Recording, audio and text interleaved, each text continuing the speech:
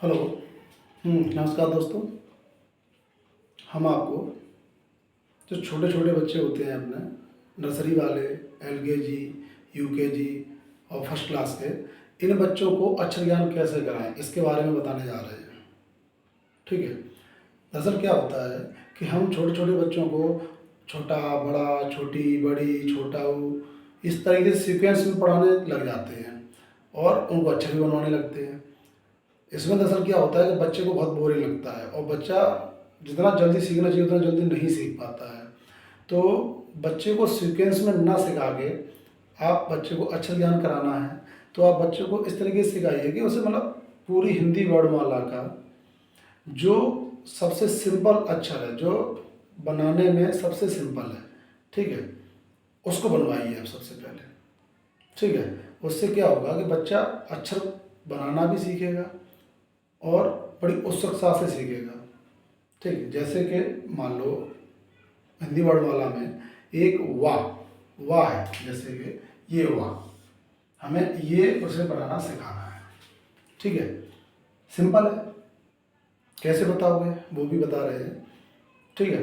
अब क्या है कि दरअसल होता ये है कि बच्चा पहले दिन गया, दूसरे दिन गया, तीसरे दिन गया, अगर स्टार्टिंग में ही बच्चे को आप भारी भरकम शब्द ज्ञान कराने लगोगे, अक्षर ज्ञान कराने लगोगे, या अक्षर ज्ञान कराने लगोगे, शब्द ज्ञान सॉरी बात की बात है, जब अक्षर ज्ञान कराने लगोगे तो फिर बच्चों को थोड़ा नीरस लगने लगता है, वो पढ़ाई से उसका मन भटकने लगता है, बच्चे का मन पढ़ाई में नहीं लगता है।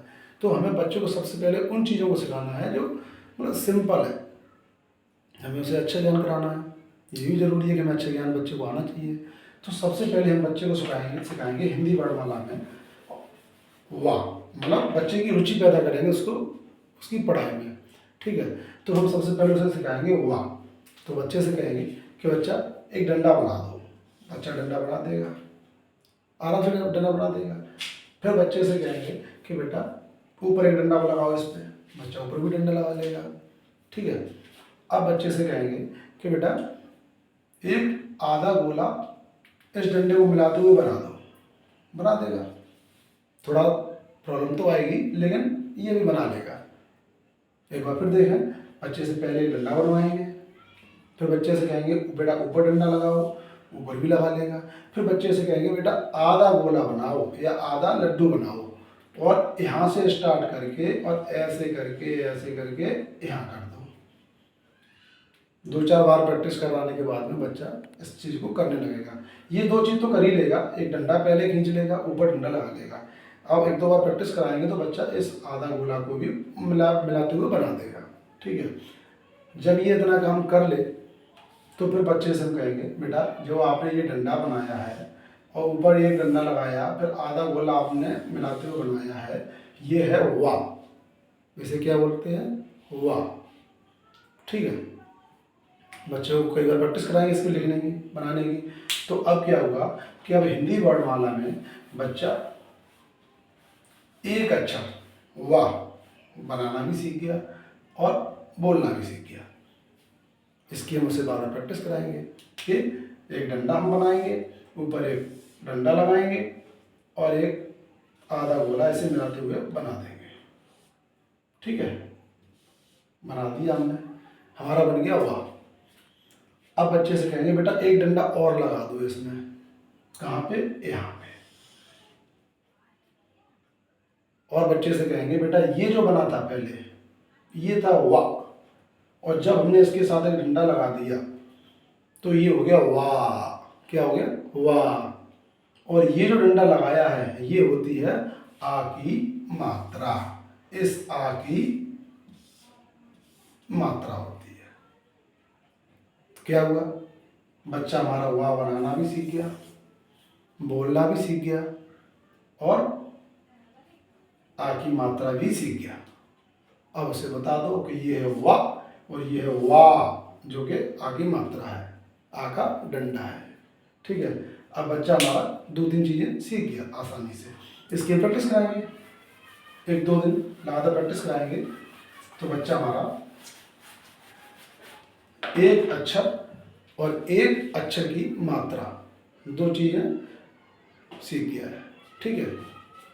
उसके बाद में बच्चा जब नेक्स्ट डे आएगा तो बच्चे से फिर वही कहेंगे कि बेटा वाह बनाओ, तो वाह तो उसे पता है कि वाह कैसे बनाया जाता है, तो वाह वो बना देगा कि एक डंडा बनाएगा, ऊपर एक डंडा लगाएगा और आधा गोला यहाँ पे बना देगा। ठीक, उसे पता है ऐसे वाह पढ़ते हैं वाह। और अगर इसी को हम एक डंडा लगा के और यहाँ पे डंडा करके और आइए कर दें और एक डंडा और लगा दें तो ये वाह पढ़ा जाएगा। उसे ये भी पता लग गया कि ये वाह है और आ की मात्रा है। ठीक है, अब हम इस चीज़ को थोड़ा आगे बढ़ाएंगे। उसे एक अक्षर का ज्ञान हो गया, एक मात्रा का ज्ञान हो गया।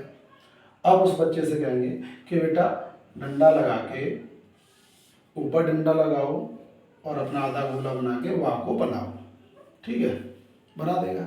फिर बच्चे से कहेंगे कि बेटा अब इस पर एक डंडा ना लगा के अब आप क्या करो, इस पे एक पूंछ बना दो ऐसे करके। बच्चा इजीली बना देगा और थोड़ा प्रॉब्लम आएगी लेकिन बनाएगा अच्छे से। मतलब क्या है, वो शख्सा पूरा बनाएगा और हंसी हंसी में बनाएगा, मजाक मजाक में बनाएगा। क्योंकि आप उससे कहोगे कि ये तो आधा वो अंडा बनाओगे और ये एक पूंछ बना दो, इसमें एक पूंछ लगा दो, लगा देगा। और फिर उससे कहेंगे बेटा ये बन गया का। तो आपने देखा कि हमने पहले वाह बनाया, उस पर आ की मात्रा लगवाई और फिर उसके बाद उसी वाह से हमने उसको बनवा दिया का। कैसे, एक डंडा, ऊपर एक डंडा और आधा गोला और फिर एक पूंछ लगवा के ये हो गया का। और वही सेम प्रोसेस, इस पे भी हम एक डंडा लगवा देंगे और डंडा लगवा के बोल देंगे ये है आ की मात्रा और इसकी आवाज़ निकलेगी का। क्या आवाज़ निकलेगी, का। ठीक है, तो वाह सीख गया, एक आ की मात्रा डंडा लगाना सीख गया, उसका साउंड भी सीख गया। वाह पे लगा देंगे तो वाह, का पे लगा देंगे तो का। तो हिंदी वर्णमाला में उसे 2 अक्षरों का ज्ञान हो गया और बच्चा उत्साहपूर्वक इस चीज़ को सीख रहा है, उसे मज़ा आ रहा है सीखने में। क्योंकि हमने सरल से स्टार्टिंग की थी बच्चे की, और जब सरल से स्टार्टिंग करोगे तो बच्चा आसानी से सीखेगा और आगे भी बढ़ेगा। और अगर बच्चे को आप शुरुआत से ही कठिन शब्द उसे बनवाने लगोगे तो बच्चे को कठिनाई होगी। कठिन शब्दों को आप बाद में सिखाइए उसे। वर्णमाला हम ये नहीं कहते कि आप उसे सीक्वेंस में ना सिखाएं, सीक्वेंस में सिखानी है बच्चे को, लेकिन पहले उसे अच्छा ज्ञान करा दो जितना हो सके और बच्चे की रुचि पैदा करो कि बच्चे की रुचि कैसे पैदा हो। बच्चे की रुचि पैदा हो जाएगी फिर तो वो सब कुछ सीखेगा ही। फिर तो वो बाद में काफ़ी कुछ अक्षरों का ज्ञान आप करा दोगे फुटकर में, और उसके बाद में फिर वो सीक्वेंस में वो सीख जाएगा बाद में। ठीक है, लेकिन पहले उसकी रुचि पैदा करनी है हमें।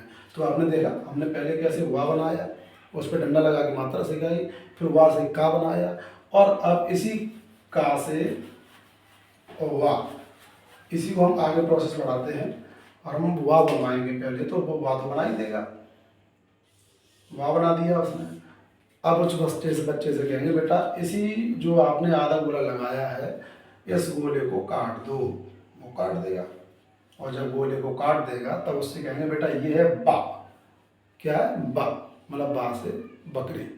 ये सीख गया इतनी बात। ठीक है, उसके बाद में फिर एक बार रिवीजन करा दो उसका कि बेटा वाह बनाओ, तो वाह वाली प्रोसेस उसे पता ही है। डंडा लगाएंगे, ऊपर डंडा लगाएंगे और आधा गोला बनाएंगे, वाह बन गया। ठीक है, और उसके बाद में इसके बीच से काट देंगे, पेट को काट दिया, ये बन गया बा। और जब इस पर हम डंडा लगा देंगे तो ये हो जाएगा बा। तो आपने देखा कि हमने कैसे बच्चे को वाह बताया, वाह के बाद में हमने फिर का बताया और का के बाद में फिर हमने बा बताया और साथ में ही बड़े आ का डंडा या बड़े आ की मात्रा। मतलब सबसे पहले हमने उसको वाह बनाना सिखाया। ठीक है, और वाह के बाद में फिर हम उस वाह पे ही हमने उस पर आ की मात्रा की सिखाई। ठीक, उसके बाद में हमने उसको वाह बना के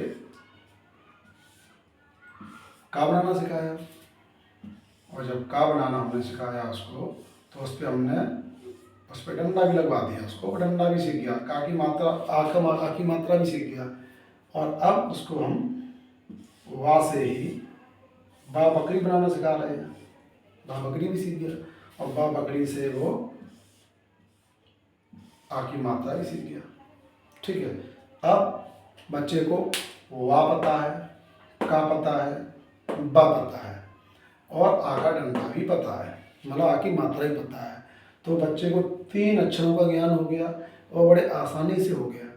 और उसके बाद में उस पर हमने उसे मात्रा भी सिखा दी। अब इन्हीं अक्षरों को आप उसे मिला के पढ़ना सिखा दीजिए।